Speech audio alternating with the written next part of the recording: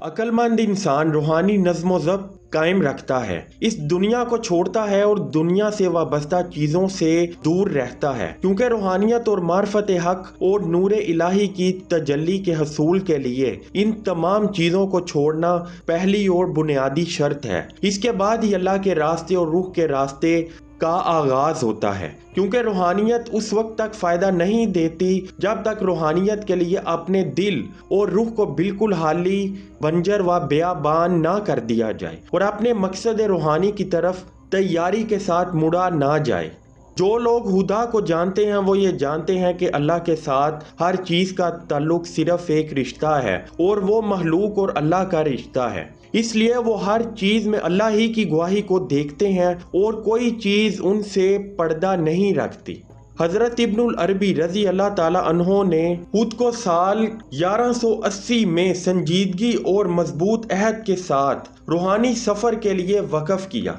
Ibnul अरबी रज़ी अल्लाह ताला अन्हो बाकायदगी के साथ सिवली हिसार में मौजूद रूहानी शख्सियात औलिया व सूफिया कराम को मिलते। उनमें से बहुत से ऐसे सूफिया थे जो हज़रत इब्नुल मुजाहिदा रज़ी अल्लाह ताला अन्हो के शागिर्द थे, जो उस वक्त के एक बहुत बड़े और जेज़ सूफी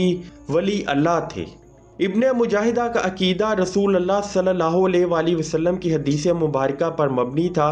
जो एक मजबूत और सख्त तरीन मगर सहल तरीन राह सलूक का रास्ता और अकीदा है। जो अकीदा है कि हमें अज़हुद अपने मुजाहिदा व हिसाब करना चाहिए, इससे पहले कि हमें हिसाब देने के लिए योम आहरत के रोज़ पेश कर दिया जाए। अपने तमाम ख्यालात, अफ़ाल, अल्फाज और जो कुछ सुना के बारे में गौर व फिक्र करना चाहिए, नज़रसानी करना चाहिए। इस बारे इब्नुल मुजाहिदा का ये भी अकीदा था, जो रूहानियत के बारे बहुत अहम है, कि रात के पहर अपने आप को तन्हाई में ले जाया जाए और पूरे दिन के तमाम अमूर पर गौर व फिक्र किया जाए और वो अफ़ाल जो हमारे लिए गुनाह और पशेमानी का बाइस हैं उनसे माफ़ी मांगी जाए और सच्ची तौबा की जाए। मज़ीद फरमाते हैं कि अक्लमंदी से इन तमाम चीज़ों और अमूर पर शुक्र अदा किया जाए जो उसके लिए राहत और आराम का सामान है। फिर अपने तमाम तर अफ़ाल पर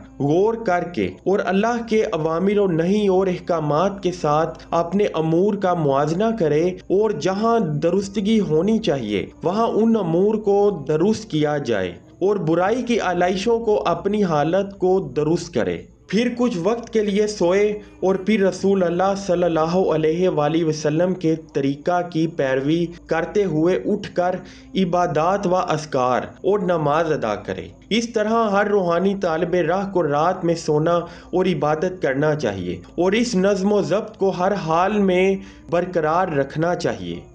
हज़रत इब्नुल अरबी रज़ी अल्लाह ताला अन्हो फरमाते हैं कि एक बार उनके शेख इब्नुल मुजाहिदा के पास अल-मोह सुल्तान अबू याकूब रज़ी अल्लाह ताला अन्हो ज़ियारत के लिए हाजिर हुए और इब्नुल मुजाहिदा की हलवत व तन्हाई के आलम को देखकर अफसुर्दा हुए, गमज़दा हुए और पूछा कि शेख हज़रत, क्या कभी आपने खुद को इस तन्हाई के आलम में अकेला महसूस किया है? तो शेख इब्नुल मुजाहिदा ने फरमाया कि अल्लाह के साथ कुर्बत तमाम तन्हाई को दूर कर देती है। मैं किस तरह तन्हा हो सकता हूँ जबकि वो हमेशा मेरे साथ होता है। शेख इब्नुल अरबी रज़ी अल्लाह अन्हो अज़हुद इब्ने मुजाहिदा रज़ी अल्लाह अन्हो के इस नज़रिया रूहानी नज़्म व ज़ब्त और उनकी तालीमात और अहकामात रूहानी की हर तरह से पैरवी करते थे। शेख इब्नुल अरबी फरमाते हैं कि वो इब्नुल मुजाहिदा के जितने भी मुरीदों से मिले उनको बहुत फ़ायदा हुआ और हर मुरीद से बहुत कुछ सीखने को मिला। ये वाज़े होता है कि उस दौर के सूफिया कराम और औलिया सुन्नत रसूल अल्लाह सल्लल्लाहु अलैहि वसल्लम और अहकामात व रूहानी मुजाहिदात की बेइंतहा नज़्म व ज़ब्त और सख्ती के साथ बगैर किसी उज़र के पैरवी करते थे, मगर आज के जदीद दौर में उस वस्त दौर की तरह बिल्कुल भी मुमासलत नहीं पाई जाती और बसा औकात इस किस्म के नज़्म व ज़ब्त सख्ती और मुजाहिदा तलाश हक रखने वाले नापायद हो चुके हैं। मगर वाज़े रहे कि हकीकी रूहानी सफ़र, हक की तलाश, रूहानियत اور روحانی روایات میں سخت ترین مجاہدہ، خود کی تلاش کا نظریہ اور نظریہ نظم و ضبط اور پرہیز آج بھی تربیت کا بہت اہم حصہ ہے، جو یا تو شیخ سے یا اللہ از خود اپنے بندے پر قضا و قدر کر کے وارد کرتا ہے۔ اور مزید واضح رہے کہ روحانیت کا سفر ہی در حقیقت حضن رسول اللہ صلی اللہ علیہ وآلہ وسلم کا سفر ہے، اور جو حضن رسول اللہ صلی اللہ علیہ وآلہ وسلم سے آشنا ہو گیا اور تکالیف کو اپنی زندگی میں خوشی سے برداشت کیا، وہ ہی در حقیقت روحانیت میں اللہ کے قرب کا حقدار ہوتا ہے، اس کے دیدار اور جمال کا حقدار ہوتا ہے۔ واضح رہے کہ ہوا وہ خود کو تنہائی میں رکھنا ہو یا روزے سے مدد لینا اور کئی طرح کا پرہیز کرنا ہو، مگر یہ سختی لازم ہے، یعنی یہ راستہ میں ریگرو سیلف ڈسپلن لازمی ہے۔ اسی طرح کے سخت نظم و ضبط کی قدر اس بات میں ہے کہ جنت میں یہ تنہائی کا سفر ہی ہے، جیسا کہ انسان اپنے آپ میں تنہا ہے، مگر یہی سفر اسے ایک مقصد کی طرف لے کر جاتا ہے۔ یہ امر واضح ہوتا ہے کہ ابن العربی کے شیخ ابن مجاہدہ رضی اللہ عنہ کا نظریہ اور طریقہ کار اللہ کی محبت اور اللہ کے راستے کی طرف نکلنے کا نظریہ ہے، بلکہ اس کے علاوہ مزید یہ کہ اپنی تقدیر کے نشیب و فراز، غم و الم کو اللہ ہی کی بھیجی ہوئی سمجھ کر اس کے ساتھ رہنا، تسلیم و رضا اختیار کرنا، قضاء و قدر میں قائم و مضبوط رہنے کے علاوہ رسول اللہ صلی اللہ علیہ وآلہ وسلم کے بتائے راستے پر مکمل طور پر عمل کرنا ہی اللہ کا راستہ اور روحانیت کا راستہ ہے، اور در حقیقت یہ راہ اللہ کی عقیدت اور یاد پر مبنی ہے۔ ابن العربی کے معاملہ میں بھی شدید ترین نظریہ خودی اور خود کا مجاہدہ کی بنیاد مکمل طور پر عقیدت اور یاد الہی کے اندر رہا، اور شیخ حضرت کی توجہ ہمیشہ وحدت الوجود، اللہ کی غیر متزلزل وحدت اور انسان کے مسلسل خود کے انقلاب اور روحانی ترقی پر تھی۔ روحانیت کے دیگر عظیم صوفیہ کرام کی طرح ابن العربی شیخ بھی روحانی سفر کے دو اہم بنیادی اور تکمیلی اصولوں کی وضاحت کرتے ہیں کہ ایک طرف تو اس بات پر مکمل یقین اور علم کہ اللہ کی وحدانیت کی بنیاد پر چیزیں حقیقت میں ہیں، اور وہ عالم لا فانی کہ جب اللہ نے خود کو ظاہر کیا، اور اس بنیاد پر انسان کا مقصد اور منزل کیا ہے، اور دوسری جانب یہ کہ روحانی تربیت اور مجاہدہ مقصد کے حصول کا ذریعہ ہے، اور اس عظیم مقصد کا آغاز وہیں سے ہوتا ہے جہاں سے اول ہر انسان اپنے آپ کو نظر انداز کرتا ہے، غور نہیں کرتا، اور اس وجہ سے حقیقت پر پہنچ نہیں سکتا۔ یعنی مختصر اور عام الفاظ میں یہ کہ اللہ کی وحدانیت، قدرت اور مقصد پر پورا یقین، اللہ نے انسان کو کس مقصد کے لیے تخلیق کیا، اور اللہ نے خود کو کس مقصد کے لیے ظاہر کیا، اور پھر انسان کی خود کی شناخت کہ انسان آخر کیا ہے، تو یہی منزل ہے روحانیت میں، جو انسان کو ایک سخت مجاہدہ کی طرف لے جاتی ہے، کیونکہ یہ کوئی عام کرنے کی بات نہیں اور نہ ہی عام لوگوں کا کام ہے، جہاں دارالحزن میں رہنا لازم ہوتا ہے۔ یہی وجہ ہے کہ تمام روایات کے مصنفین نے تو روحانی جستجو کے بے شمار نقصانات کے بارے بات کی ہے۔ اس کے علاوہ اہل روحانیت نے اپنے شاگردوں، طالب حق کے لیے ایک پروگرام ترتیب دیا ہے جس میں مراحل اور مختلف مقام شامل ہیں۔ اگر کسی کو محبوب الہی کی حقیقت تک پہنچنا اور معرفت حق تک پہنچنا ہے تو ان سے گزرنا لازم ہوتا ہے۔ ابن العربی رضی اللہ عنہ اپنے روحانی طریقہ راستہ میں تضاد اور جدلیاتی یعنی تلاش و تحقیق اور رائے کی حقیقت کے بارے بہت رجحان رکھتے تھے۔ یعنی غور کریں کہ ابن العربی روحانیت میں تضاد کے ذریعے، تلاش و تحقیق اور رائے کی حقیقت کے ذریعے اپنا روحانی نظریہ رکھتے تھے۔ مثال کے طور پر شیخ رضی اللہ عنہ کا یہ رویہ ان کے اندلس کے دو روحانی صوفیہ کرام کے ساتھ الگ الگ ملنے کے واقعات سے ہوتا ہے۔ حضرت ابن العربی فرماتے ہیں کہ میں ایک مرتبہ سیوری حصار میں اپنے مرشد ابو العباس العریانی رضی اللہ عنہ کے ساتھ تھا کہ انہوں نے مجھے فرمایا کہ بیٹا، اپنے رب کی فکر کرو۔ انہوں نے مجھے جو تعلیم و تربیت کی، میں اس کے بعد ان کے گھر خوشی سے چھوڑ کر واپس چلا گیا اور بہت خوش ہوا۔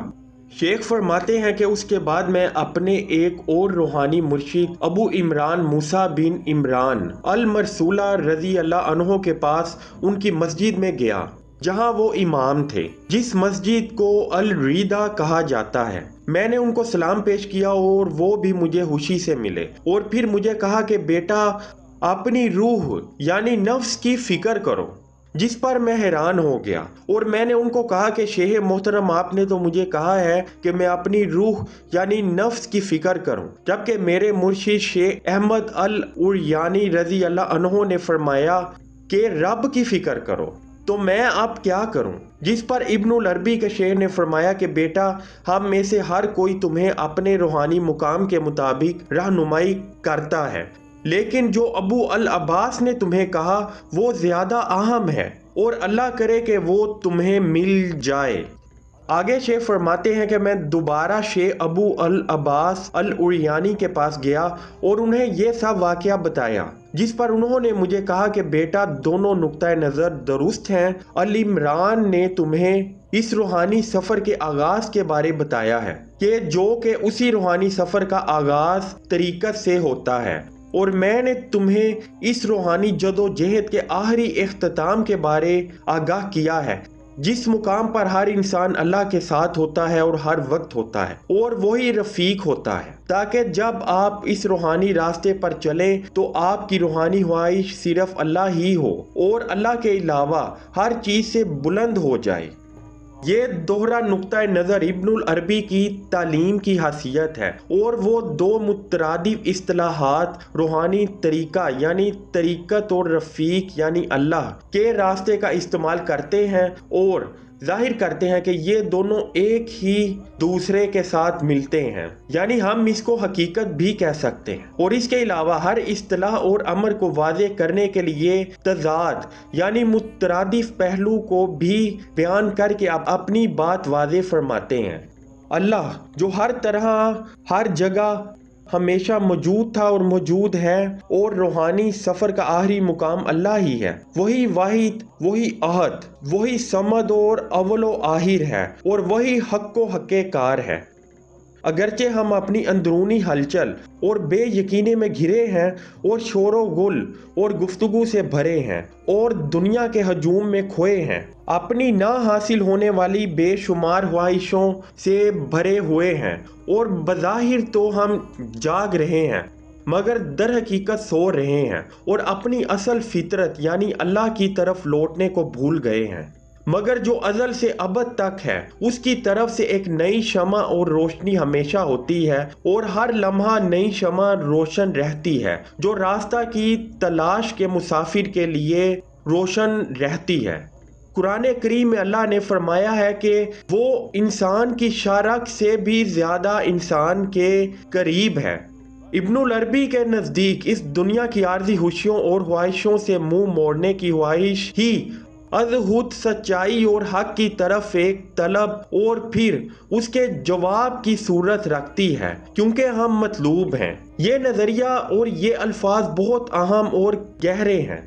اور ہم اس لیے حق اور سچ کی تلاش کر رہے ہیں کہ وہ ہماری تلاش اور ہم از خود تلاش ہیں، جیسا کہ وہ اپنے سننے والے، طلب والے اور تلاش والے کو یہی پیغام دیتا ہے۔ اس لیے اے لوگو، اس راہ روحانیت پر چلیں اور یہ کہیں یا ولی یا ولی، تاکہ آپ اس سے جدا ہوئے بغیر اس کے ساتھ ہمیشہ رہ سکیں گے، اور اگر اس سے جدا بھی ہوں تو بغیر کسی ظاہری جدائی کی طرح باطن سے وابستہ ہوں گے، اور آپ کے سائے بھی اس حق و حق کار احکم الحاکمین کے سامنے صبح و شام جھکیں گے۔ والحمدللہ رب العالمین۔